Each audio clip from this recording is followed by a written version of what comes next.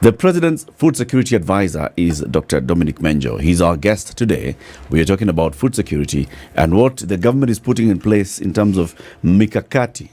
Tumepanga na tunaangalia na tutafanya. This is what we are discussing. What is being pangwed? You've told us, Dr. Menjo, many things, but before we begin the hour, CT will remind us of the day's proverb, which is from Khartoum, Sudan. Yes, it is from Khartoum, Sudan. If telling the truth does not save you, lying will not. If telling the truth does not save you, lying will not. Sometimes, Bwana, the truth is not a good thing, Bwana. The beauty about the truth is its consistency. Once it is spoken, if I may use it, and that's it. You know, you don't have to think of a variation of it. The problem with a lie is half the time you don't remember what it is you said before. You have to remember. There's this little thing about remembering what you said. How about you pick a lie and stick to the lie? No matter what, you just No matter keep what, repeating. just keep Roads. that. Yes. Believe me, the way the human mind works, you'll verify that lie. Yes, because the truth always creeps into the lie. See? You know this isn't true. To understand it, you see, when you are an adult, you actually think you can run away from it. But look at a child who has, say, for instance, taken a mandazi and put in the pocket, okay? And the oil has seeped and can show in the pocket. And they're being asked, did you take the mandazi? No. Nope. And why they're saying no? Because they wiped their mouth, the point of the mouth is now dry. So they you feel, can't see. There you can't see. But the So parents what's in look your in the pocket? pocket and saying, what's in your pocket? Saying, my pocket is in my pocket.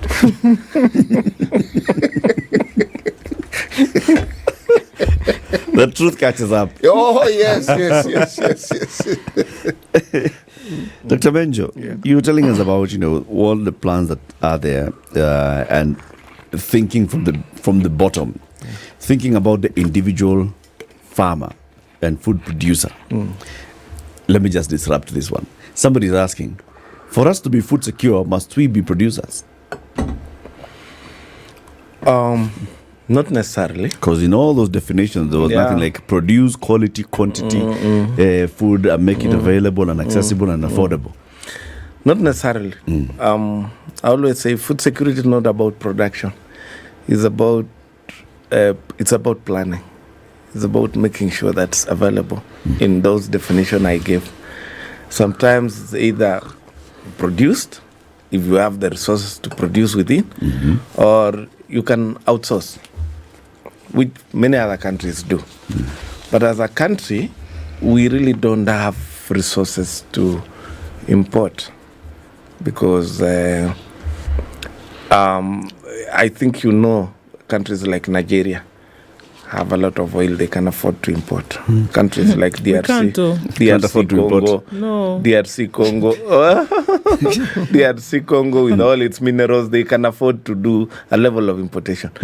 But Kenya, we really don't have much to use to import. Our current import bill on food has risen to 200 billion. Unsustainable. Growing at 15%. Unsustainable. But Daktari, the analogy you've given is interesting in that insofar as we know, we could go up to South Africa and go to Botswana and say, yes, they have mineral wealth. So do we. But that's a discussion for another day. Okay. I actually like the analogy that we have of us being a center for commerce, being a center for economic activities. There are countries on this planet that are super wealthy simply based on that. No mineral resource to speak of in large volumes. Yeah. Agriculture, we say, is a devolved function. My concern is, have the counties embraced this simple reality? Because, let me ask a different question. Is there any county that doesn't have an agricultural department or ministry? No. Okay. All have. Precisely. Now, so what do they do? Because I would assume that they would be in tune with the agricultural need. Now, agriculture here now, I'm not just referring to crop management. I'm talking about animal. I'm talking about counties that are near some water body. Do we see any activity that lends itself to the counties, forget government intervention, understanding the role that they have with regards to this devolved function? True. Agriculture is devolved, and ideally every county tries to do what they are able to do, Okay. based on their own assessment and their own resource availability. But if not coordinated, actually would end up with each county, even sometimes, if you remember when some counties in the North Rift decided that we're no longer going to produce maize, we're going to go into high value, which is correct, which is very right, because they want to earn more. But you see, what was happening is that when they dropped the maize, that's why we are in the current situation, where they say, no, the maize, I'll just produce to take care of my family. But yet, the biggest potential for producing maize was in that region. And so I'm trying to bring this example. Yes, they are doing the agriculture bit. They have their key value chains. They are being supported by several development partners, including national government. But it's not been coordinated in such a way that it leads to the government, to the national requirements, and especially on food security. And that's the role why we said national government would remain with policy, so that they guide and engage the counties to ensure that whatever is happening in the counties is aligned to the national policies and are also aligned to the needs of the country. So at the moment, at some point we lost it. At some point everybody did their own thing. Why did we lose it? You know, there was this assumption by, again, the counties that now you are independent, and everybody wanted to do their own thing. And it took quite a bit of time for people to realize the relationship between all the other counties with each other, and realize that if Uasin Gishu doesn't produce maize, Machakos people will starve in Machakos. Yet Machakos, who are producing mangoes, if they also don't do their bit, we don't get foreign income. You know, there are those relationships that was not in. But now, I'm happy to say that in this year, we are seeing a lot of that. That's why there is coordination at the in governors level. They even have a committee on agriculture that works very closely with the national government. We have two organizations. We have JASCOM. JASCOM is one of the institutions that ensures that there's coordination between national and county government. And the leadership, even within the CECs of agriculture, they have even their caucus where they sit together to discuss also with national government. So this is now already happening. It took a bit of time to get there. Maybe because everybody went territorial initially. Everybody went and said, no, this is my territory.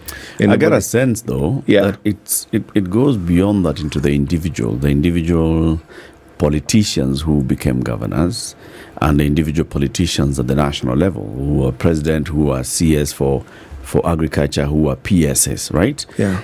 And you are an expert in agriculture. I mean, you studied in this field, you've practiced in this field, you've seen it. Do you get a sense of what I'm saying, where politics really hampers what the technical experts say about our food security and our agricultural sector? People have gone to school to study, and therefore this is your passion. You're actually practicing it. People at the institutes where it's Calro and others are basically dedicating their day into food security and policies that would work. But the ultimate decisions are political decisions. Correct. So over time, even as we say, We have seen a reduction in arable land from 20 to 15%. This is because the politician is just looking at a short cycle. And they then took over agriculture and commercialized agriculture, and they just want to see immediate financial gain for individuals and losing it. How do we get all these professionals who are trained every year in agriculture, who are passionate about agriculture and food security, to actually be influential? You're very right. I think agriculture is the most abused profession because everybody thinks they know agriculture because it's about kuchunga ng'ombe, it's about No, education is the most abused. Everybody believes they understand and know. Yes. Ni watoto tu. Ni wa- kwani sisi, hata mimi nienda shule. Maybe it's agriculture, then is number 2. But we feel that, and the professionals feel that. They complain about that. And the way to go around this is to make sure that we have good policy documents that are pushed through the legal systems to make sure it binds people.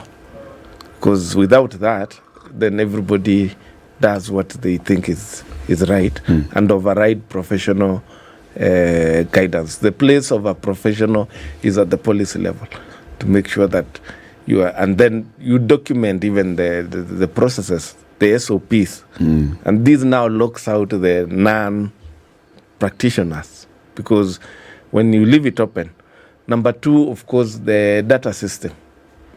Data speaks, and for us, it's key to know what's really going on using data, because otherwise you would have anybody throwing in a number. And our weakest point in agriculture has been data. We didn't have data. That's why the first thing the president said was, we need to register every farmer. We need to know what they are doing. We need to know their value chains. We need to work with them to see their maximum potential, which is going on. Actually, in the next 2 months, you will see there was a rollout for the subsidy program. We registered close to 4.3 million farmers. Up to now, it's ongoing, and got a lot of information. But now we are going specifically to each farm. That was done through the chiefs. GAO, the chiefs and the like. Now we're bringing in the agriculture professionals to now also build on that data to know how do we help this farmer utilize their resources to the maximum. So you need to know them. In terms of size, then what kind of farmer are we talking about here? Because then you say, okay, well, we're going to get in touch, we're going to come door to door and visit. Who then becomes significant in this and says, we'll be part? Somebody who, like you say, you retire and then you say, I'm going to go into farming, that kind of thing. Do you then plug into this system by virtue of that fact? Do you have to have a certain, amount of acreage to then be said you will be part of this system? How exactly would it work? Your kitchen garden obviously would not count here, where you're growing food for your daily, but then if you're saying, well, I have some 5 acres that I bought over, the years of working and I'm now going to get into farming, do you plug into this system as well? How would this work? Correct. We're starting to think, it's not really starting to think, we are forced to think of agriculture as an enterprise. And anybody who wants to practice agriculture as an enterprise at whatever level, it doesn't have to be in land. It could be, you could be having a room like this full of poultry. You are an agriculture person and you will contribute to that national target. So it's really about the will. And you being an investor, looking at yourself as an investor, either having that land resource that you need somebody to help you to make sure you maximize on its production for you to earn more, to increase your income, while at the same time serving the national interest. So this is not, it's not land, it's more any agricultural resource that you have and you want it to help you earn more. Basically, that's the direction we are heading. So it's more of an entrepreneurial approach. That's why our first engagement is on your gross margin analysis. What are you doing? How much are you making out of this? And many people are making loss. Then how do we work together to take you to profitability? Okay, now at the ward level, what will we need to see happening in order for us to understand that this scheme has gotten traction? That's one. Two, it's sustainable, and three, it's actually working. What needs to happen? The first step is, of course, the ownership for us, it's the ownership by the county, where the county says, yes, I think this is right. The next thing is the county government allocating its technical staff, the extension staff, to the ward. Okay? Then number three, the county having identified one key cooperative, that they've identified using certain parameters, that this is the cooperative we are going to work with to ensure that it is happening. That is now from one side, and identify a key value chain that you are going to work with. Then number four is now the setup of a SACCO, the financial component. So you have a cooperative, then you have a SACCO. Credit. Then the linkage to input supply, the agrovets. Because the agrovets already within the ward, but they are doing their things. They are bringing all sorts of inputs, doing all this, but they are nearer to the farmers. These are in. So once we have that, then we know now we can roll out any value chain, because already we have the technical team that's managing an area, we have input supply, we have financial access, then we have a cooperative that will organize the marketing of the produce, whatever the produce is at that point. So that's what we want to see.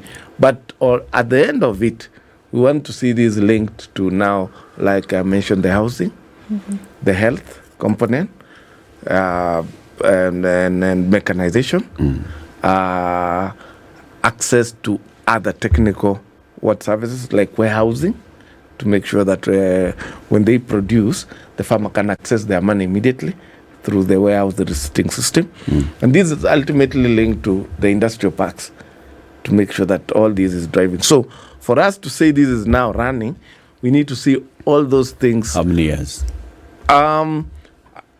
Hardly half a year. It's already been past half a year. Okay, you know it's past half a year for us being in government. Yes. But remember, you just don't land. We had to do a number of things. First, we had to align the budgets. We had to align the budget. So half a year now, you're talking about June to December, July to December. We're talking about now our real budget, which has this component, is the one that's now starting this July to December. But you see, we are already ahead of in some counties on that. You know, I'm insisting on the timing because it's everything. All right. Even when the president speaks, you are the president's advisor on food security. When he speaks and he talks about agriculture, and it's big, it's a big component, it's the strongest pillar of the Kenya Kwanza manifesto. It's a thing that he talks about all the time. The president likes to give timelines. Correct. And he says in 6 months' time, by the end of the year, we'll start seeing by the year. So the people who are by the end of the year implementers are Dr. Menjo and the others. So farmers, we don't need to import farmers. Yes. Land we have. Yes. We don't need that. Correct. Farmers being organized in some form of SACCO or the other, there is some structure in place. Correct. That is there. Correct. Farmers' need and pain points are clear. Access to finance. The others, the reason why we also don't have other multiple players in this other area and you want to encourage them, what they need is affordable credit. Yeah. So the thing that you need to be showing us already is that now there is affordable credit if you meet this basic criteria. Correct. You can afford that credit. You can play in this area. Yes. Are we seeing that, Dr. Menjo? Yes, on credit. Okay. I indicated to you that the plan for the ward is on the SACCO. Yeah. And we are ready to roll out that in August. We're already structuring that. Remember, you can't just put money in any other SACCO. It has to be, you have to go through the process assessment and so on. Is there budgetary allocation for farmer finance in this? Yes, there's a budget allocation on this current budget that has been passed. How Remember much? we working at around 5 million per ward as a government input. It's like but seed. the farm as a seed. But the other people will, of course, will add on. But we also have other development partners we are working with. But remember, we already have launched the Hustler Fund, which is accessing, part of the people accessing it are farmers, the personal one. Yeah. We've already launched the second one, which is the group Hustler Fund, which again is rolling in that direction. We're planning to have input supply fund that will also be running on the same digital platform. So this is the overall one for everybody in the country. Okay. But for every ward, we are working with a SACCO in every ward to make sure and link these now to the inputs that are coming from the ward, so that we can now start, negotiating for inputs and accessing them to the farmers. Already we've accessed the farmers the fertilizer. I think you know that, the whole country. We've also accessed them seeds, like this one for Busia.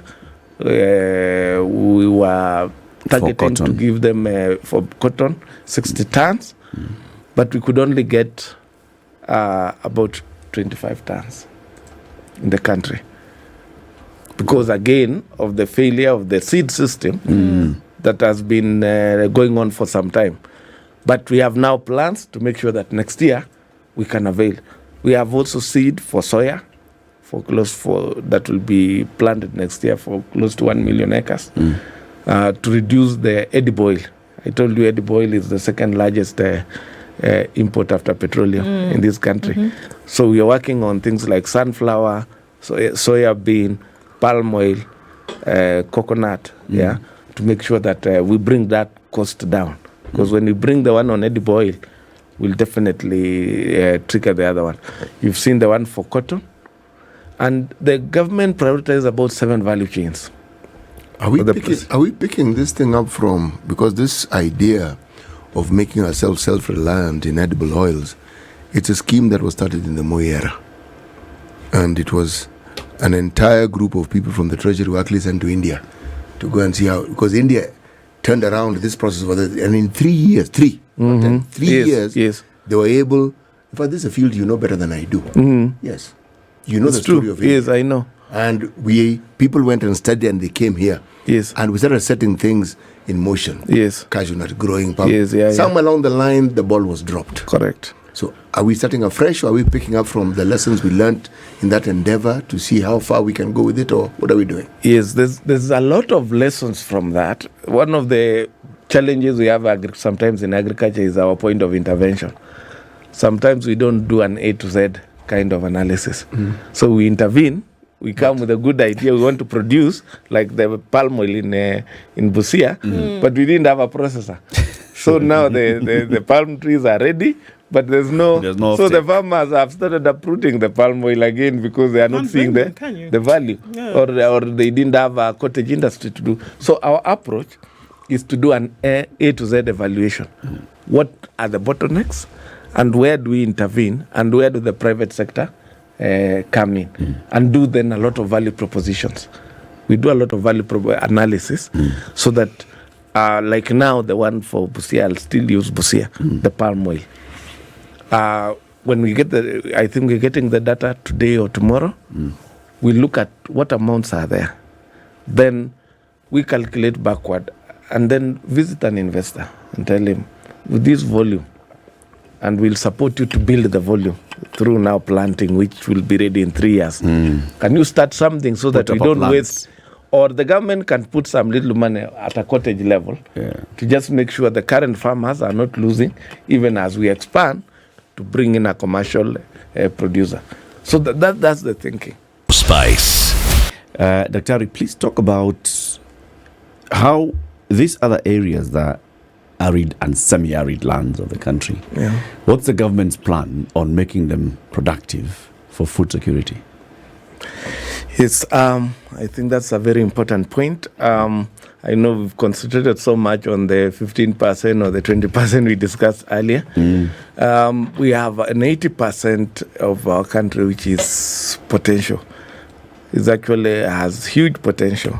And the main resource there in agriculture is livestock. And when we say livestock, it's mainly beef, cattle, goats, sheep, camel, and at some point honey or the bees, agriculture. And we have a similar model for the ASAL counties that is based on the feedlot model. The feedlot model is a finishing area, especially for the meat-producing animals, where the animals are paddocked in an area for 3 months, and they get high level of nutrition for them to gain weight, and also for us to clean, to ensure that they are disease-free, also ensure that they are the issues around leather are managed because of the quality of leather. And normally, our plan is to set up such in every ward, 5,000 facility with irrigation, with fencing, with reseeding, with making sure that we putting enough fodder in that particular area, so that the pastoralists around that area form cooperatives, and they finish the animals there. They finish the animals that are ready for slaughter. They pass them there through as a cooperative. So as a cooperative, you have your cattle, you're doing your grazing, which is kawaida what you do. Yeah. And then about 3 months to market. Yes. You now take them to the feedlot. You take them to the feedlot Okay. as a cooperative. And there they are managed better because they are paddocked. It's high quality. We're not talking about feedlots, the traditional feedlots, which is like feeding them with, the concentrates and the like. Our type of animal cannot pay for that. You need there are cows with 1,000 kilos that can afford they can pay that back. But this one, you are just putting them on high level pasture, making sure that you are in paddock, the quality of pasture is high. And in 3 months, and we've seen this, when it rains, you see these Maasai cows walking all over. It just needs a 1 month rain, and all of a sudden they look very healthy. Yeah, so it's a quick turnaround. So our agenda is almost double their carcass weight, currently at around 90, move it to around 180, which is doable. In 3 months? In 3 months, because they have the frame. Most of these animals have the frame. They have the frame. What they lack is the feed to fill the frame.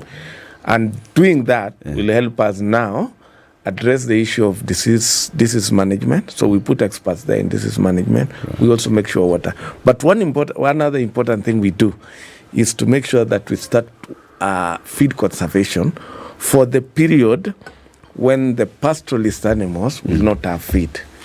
You see, like we lost 2.6 million animals in this last drought. Conservative. We don't want that to happen again. Yeah. So we want to be, even as we take care of the process of taking them, we'll also be setting aside, because we'll have known these cooperatives, they will have registered the animals. Yeah. We'll have known how many animals are out there and start planning for their feed for even 6 months up to 1 year. Challenge of though, feed. Yeah. Daktari. Yeah. You see, with farmers who are growing maize, tomatoes and all, they have 2 things that they want to do with it, either for domestic consumption or for sale to market.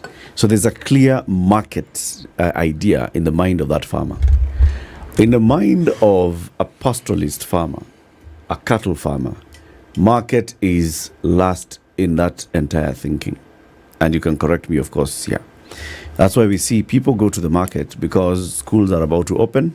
So you're taking the cow to the market so that you can sell and get money for fees. There's somebody who is sick and you need money. It's because you need money. Otherwise, you keep your cows. Why? You said it's an asset. Yes. Yeah. So now with this whole idea, you're trying to shift the mindset of the farmer, of this pastoralist, to be thinking, okay, so this calf, when it gets to this age, I'll sell it off, or I'll take it to the cooperative, it'll go to feedlot, it'll go to market.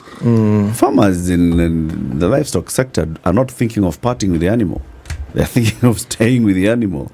Correct. How do you shift that mindset? That's very true, and that was the For pastoralists, for a long time, livestock was a status thing. It was not more about money.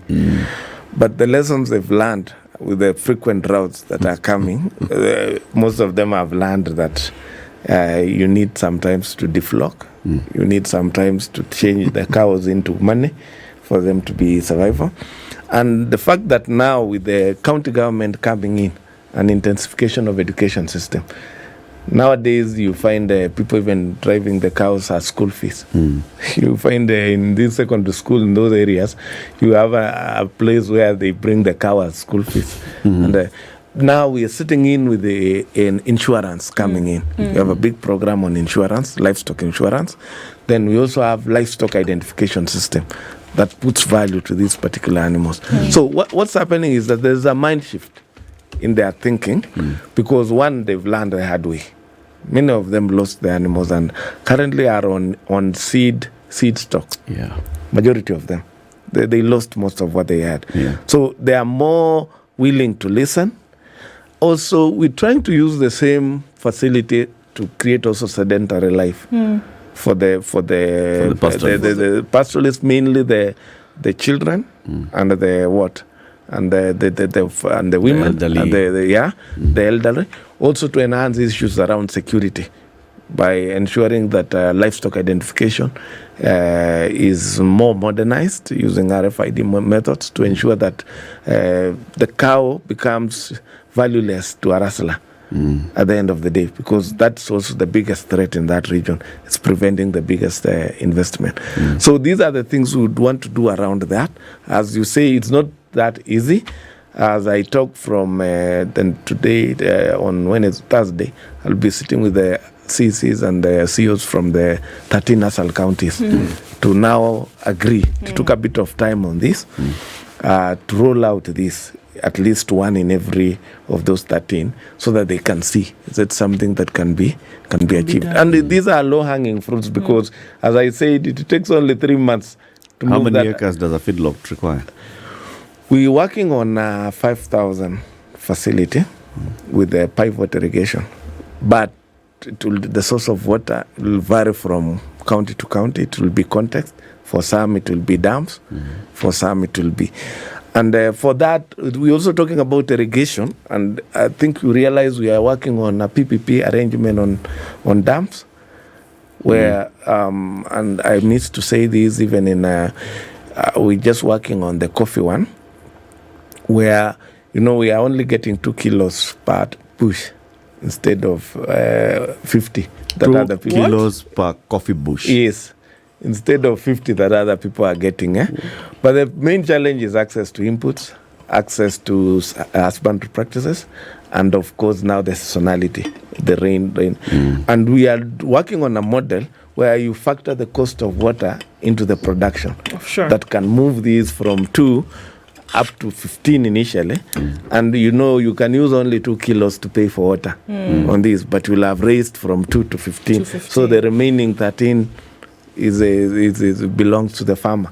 So these now will entice the PPP for somebody to come and tap into a dam around that area, so that you don't lose the water that's flowing from the rain. Let's ask what role education plays in all of this, because a couple of questions. Number one, talking about an agriculture university that exists, we know that. But then there's a whole university dealing with agriculture. What are they doing towards food security? How are you involving universities and other educational institutions at the TVET level in this process? And then how then is the education system being involved in all of this? We know that there's some subjects that are taught maybe in upper primary and then secondary school agriculture. We know there's this kind of soil, there's the other that. But then now that government has this approach, which is pointed, it's poignant, it is deliberate to make sure that it becomes a way of life. How are are schools then being involved in this? We also know of some schools, City told us, those who grow the food they eat, isn't it? Yes. Correct. Right there. Correct. Yes, So how are they involved in the system? The milk they drink is from the cows that are resident on the school property. Yes.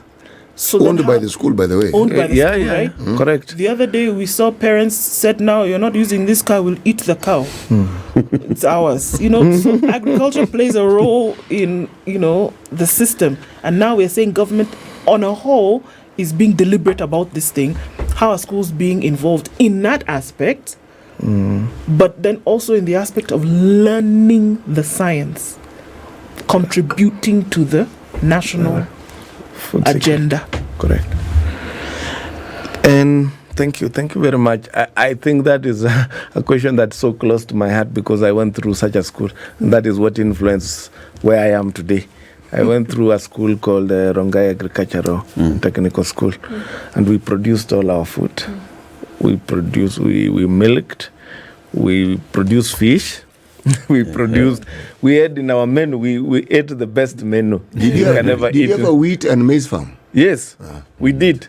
We actually used to have every class. We used to go and you hire because we didn't have enough land. Like the school was on a 9-acre piece of land, and we used to hire for every class. The school would hire so that we produce our own wheat, which we used to bake our own bread. Wow. So you had your own bakery? Yes, we had our own bakery. We had our own pigs, so we used to do our own sausages. We used to do sausages twice a week, and we used to do an egg.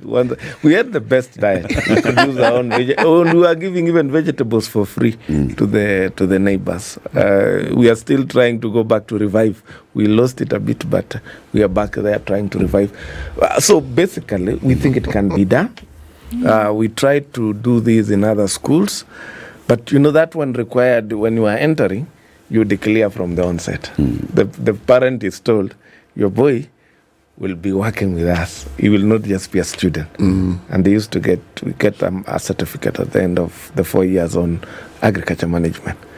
That changed many of us completely into what we are doing. So does the school still exist? Yes, it does. In its the form that you're describing, or has it morphed into something went down because when the school did, and it was doing very well academically. So now the other interests came in. Okay. And as we know that. As we know that, yes. We are actually, particular I'm in the left. forefront trying to revive the same. We've been meeting with a few alumni to tell them, I think we need to go back. I put my son through the same place, but he didn't come back like me. So He went elsewhere. he's listening to me somewhere. But it's very doable. I think schools are also a very big opportunity, and we are working with Rockefeller to initiate this, to supply some feed, especially for school children feeding program. Do you know why this is important when you think about it? Yeah. You have a lively testimony about it. Now, imagine if this is something that, even if someone doesn't go into the discipline that you've gone into, but you have the knowledge. Correct. So essentially, you are preparing people to be self-sufficient in food. Correct. So whatever piece of land they have, just by going through the normal school system, Yes. you have knowledge that will actually help you. Yeah. Correct. Yes. So it's like you are arming. It's like when you look at certain countries where they have compulsory military training. So you can find an entire population of people who have been militarized. I mean, they're civilians, Yes. but they've all gone through that training. Yeah. Now, given the problem we have, it would not harm us if we have an entire generation of people who are trained in agricultural matters. Farmers. Correct. Yes. Correct. I totally agree with you. 844 tried And to do that. it's tried. But what as I said, in that school, you sign when you entering, and your first day is you go and clean the pigsty. So those who ran away the first day. You know what you're getting into. Of course, it was run by Christian brothers, so you know that their discipline component, which we can do. It can still be done in a number of... there are a lot of institutions with land, and they're still buying food. And it's an opportunity, as I say, and I think we are following it up using now that initiative with Rockefeller. But getting back to the universities and the TVET, at the moment, the universities are almost closing the faculties of agriculture. Why? Because any child who is admitted for that course would want to change to another, because they see their brothers or siblings or neighbors who graduated 10 years ago and just running a kiosk around. Nobody wants to go to the university to come and run a kiosk. And not even a food kiosk. And not even a food kiosk. And as I said earlier, we have about 330,000 of these guys out there. 330,000. We graduate on average 12,000 every year. What we are doing is, first, through the cooperatives, the model that we've indicated, we try to absorb this lot through now the value chains, not through employment by government, but through value chain employment, so that we create a pull effect in the university, but now work with the universities to change the curriculum so that there is a business orientation to the training. At the moment, everybody is trained to get a job. All that you think of, I get my certificate, look for a job, and my salary is assured whether it's working or not. But with the model that we're thinking, that goes also to TVETs, the emphasis on TVETs, and the link between TVETs and the industrial parks. Yeah. Because we would want now these guys to be more practical oriented, so that we link this to now the CBET system of education, as opposed to the knowledge-based system of education. So that's the thinking. And I think we've started engaging some few universities to give us even the students who are on attachment to roll out this part of this in some counties. Even the internship program is going to get into this to roll out, because what's happening with the current internship program is, after internship, people still go back home. Yeah, we have no job. But for this model, they will go through internship, then they will be absorbed by the cooperative, because the cooperative will be producing enough to be able to employ them. So that's the model we are working on with the universities. But the schools, the model you've described earlier, is very critical. Of course, we have the 4K club model at the primary level to just sensitize them of the importance of agriculture. Have some small rabbits here, poultry, and some things. They used to happen, but all these we let drop at some commercialization point. of education, of agriculture, of politics. Yes, that's where we lost it. Yeah. As we conclude, Dr. Menjo, I want to ask a couple of questions, and these ones are now on timelines. Okay. Yeah. You are the president's advisor on food security. Number one, when do we expect the price of food to start coming down? Number two, you said we are not food secure. When do you anticipate us getting food secure? And the issue around food security or the cost of current issues, costs. We've just gotten our first harvest on maize in Narok, but the amounts were not big enough to impact on the price, because the deficit was so big. But the price came down to around 5,000 a bag, which has slightly affected. But we are getting now the whole of that South Rift region are starting to harvest. And Bomet, that region, Kericho, Narok, coming all the way, they're harvesting their first crop. So that will start having an impact on, because millers are now buying from there. Okay. And the prices are starting to come down. Of course, the second group of counties that can sell, many other counties are producing, but it is just ending in their homes and when do you see us getting to 150 and below? In somewhere in January next year. Yes. After we've gotten the big 14 have harvested. Okay. That is when we can actually, and of course the millers have taken and have. That is when now the price will come down to around years 150. In how many years do you see us getting to a level where we can start saying Kenya is food secure? On maize, we'll be food secure this year.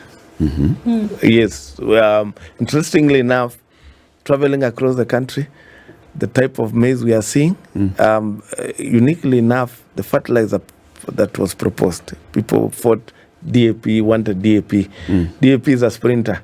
You produce very quickly, but it levels off very quickly and starts coming down. We had reached a point where it's coming down, you need more and more to produce less and less.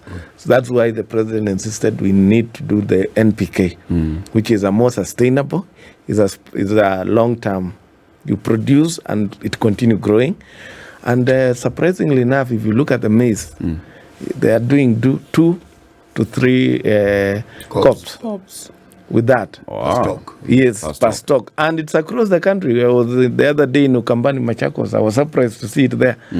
So it means, people bought fertilizer, some for the short rain and kept them. That's what they've used for now. So we'll expect Spice up your by life. January, we should Will be expect the surplus. unga to come down to around 150, 170 for starters. Dr. Menjo, thank Yeah. you very much for joining us. Thank you. Dr. Dominic Menjo is the man who advises the president on food security. He's been our guest for the last 2 hours having our conversation. Thank you for tuning in. This is the Situation Room, the only way to start your day.